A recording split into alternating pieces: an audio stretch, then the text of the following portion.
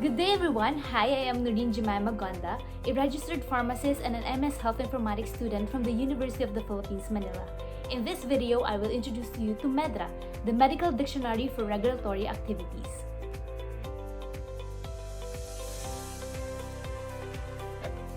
MedDRA's vision is to provide a single standardized international medical terminology which can be used for regulatory communication and evaluation of data pertaining to medicinal products for human use. It is overseen by the International Council for Harmonization of Technical Requirements for Pharmaceuticals for Human Use, or ICH. So the ICH MedDRA Management Committee, comprising parties such as the Medicines and Healthcare Products Regulatory Agency, or MHRA, of the UK, Health Canada, and the World Health Organization, or WHO, as an observer, ensures the ongoing maintenance and support of the terminology.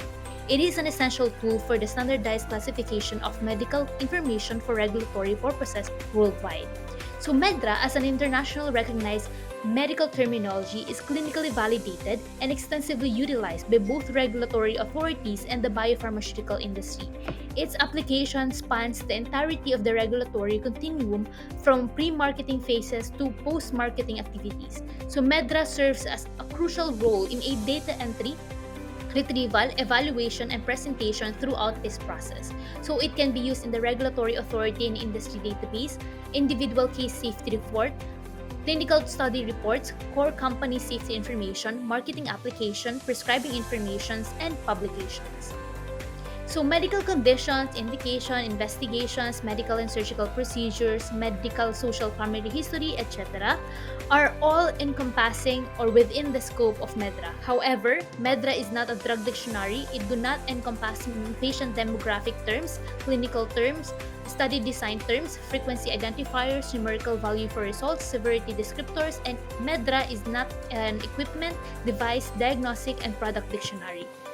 So, the adoption of a dedicated single standardized terminology like MedDRA offers a number of clear advantages for regulators, industry, and other stakeholders like us, healthcare professionals. So, some of those advantages includes the removal of the need to convert the data from one terminology to another, improvements in the ease, quality, and timeliness of the data, and the consistency of the terminology throughout the different stages of the development of the medicinal products, allowing effective cross-references and analysis of data.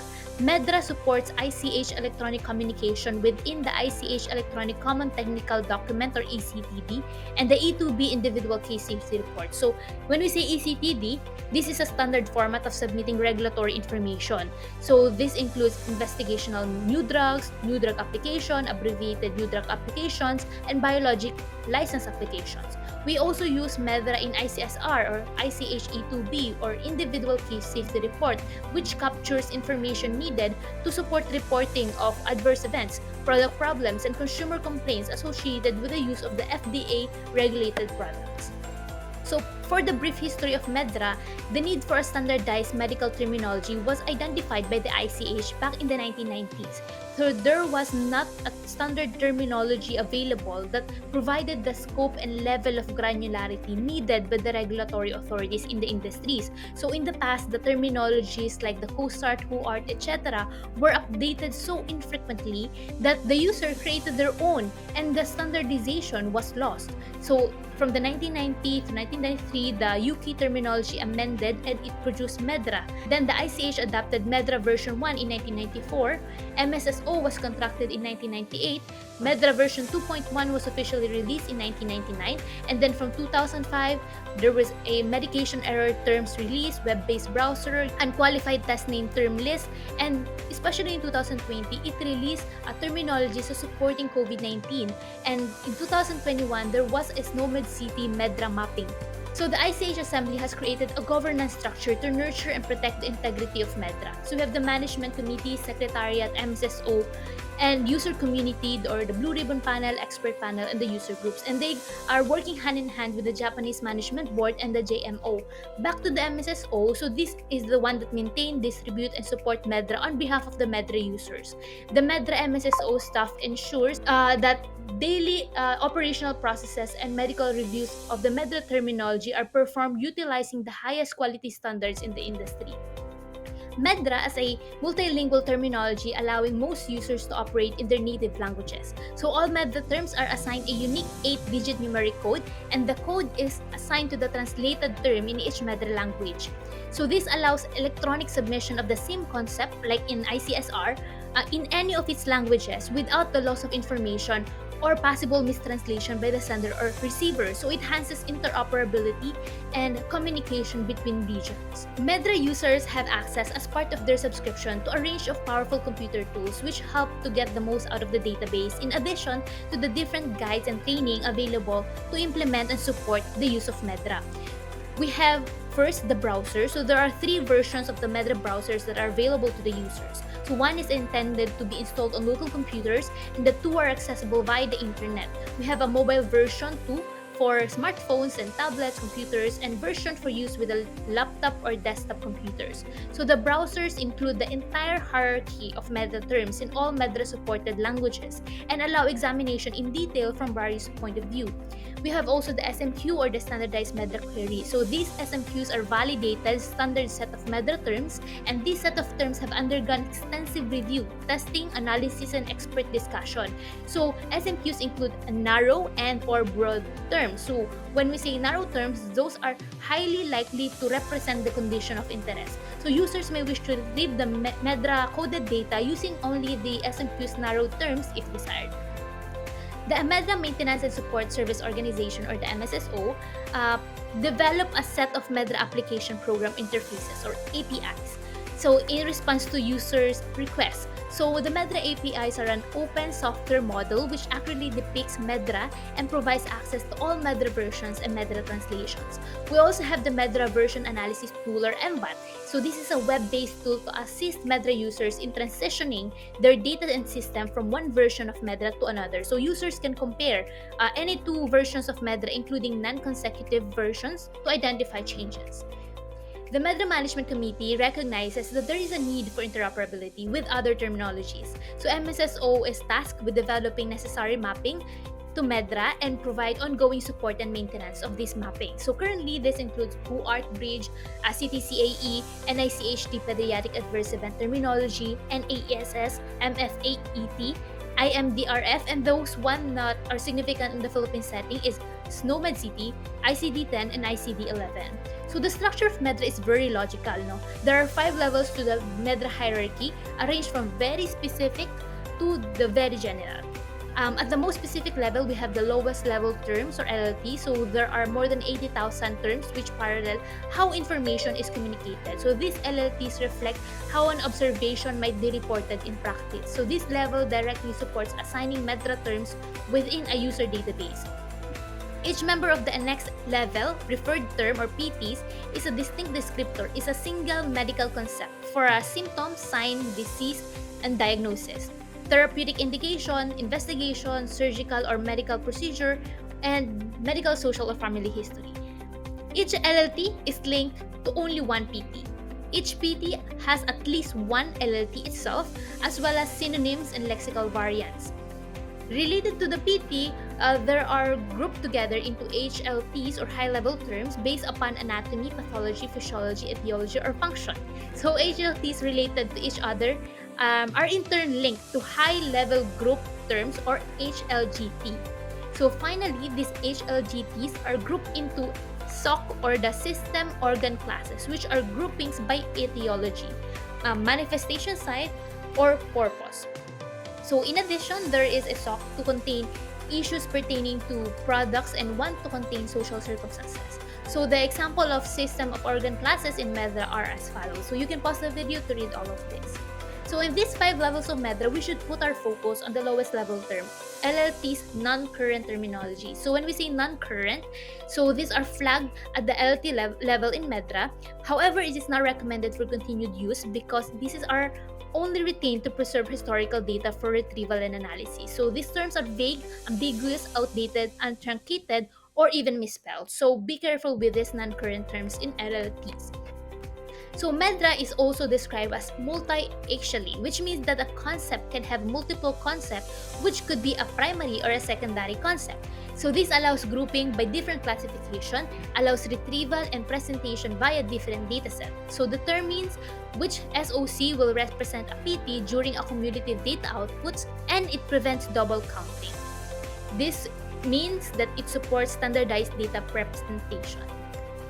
So for example, the PT influenza represent an important respiratory tract problem as well as an infection. For this reason, each PT influenza is assigned to a primary SOC but may also be assigned to one or more secondary SOC or SOCs. So the PT influenza is primary to the SOC infections and infestations, but PT is also secondary to the SOC respiratory, thoracic, and mediastinal disorders. Now let's proceed with the application of MedDRA. So MedDRA has coding conventions which defined as a set of written guides and principles for using MedDRA. It helps achieve consistency in coding and data retrieval and harmonizes exchange of MedDRA coded data worldwide.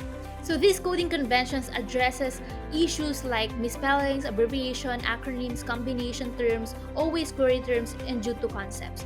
So why is there a need for coding conventions? First, for compliance, as these are documents that are requested by the regulatory body, in our case, FDA.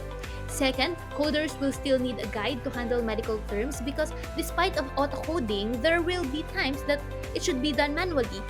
Third, consistency concerns because MedDRA is very large with a variety of coding options and a guideline should be established. So MedDRA, which is updated annually in March, releases a document entitled MedDRA Term Selection Points to Consider.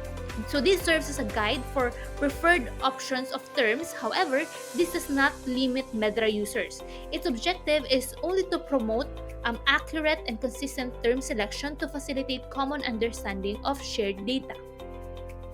So we have various principles in term selection, so we will dwell with them one by one. So the quality of original information profoundly influences the caliber of the resultant output.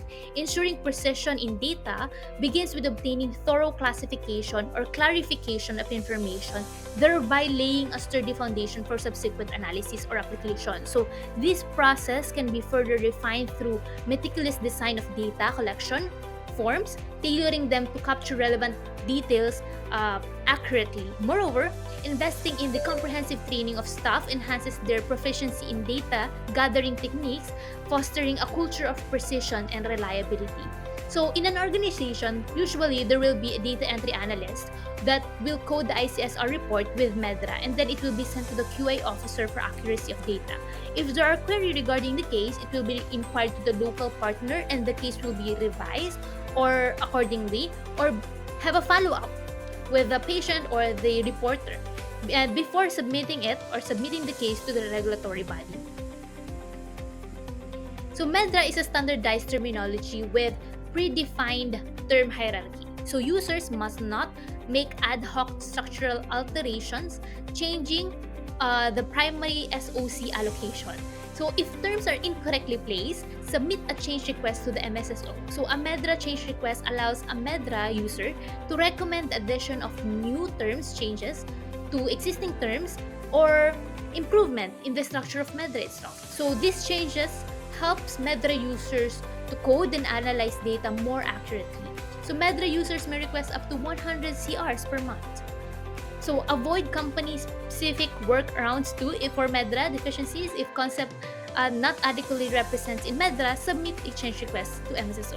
And if there's no exact match, use medical judgment to match an existing term that adequately represents the concept. And also select the lowest level term so that is most accurately reflects the reported verbatim information. So for example, if it says abscess on face, instead of just inputting the code as abscess or the LLT as abscess, input facial abscess. So be specific to it. So usually, the one coding ICSR are healthcare professionals like us.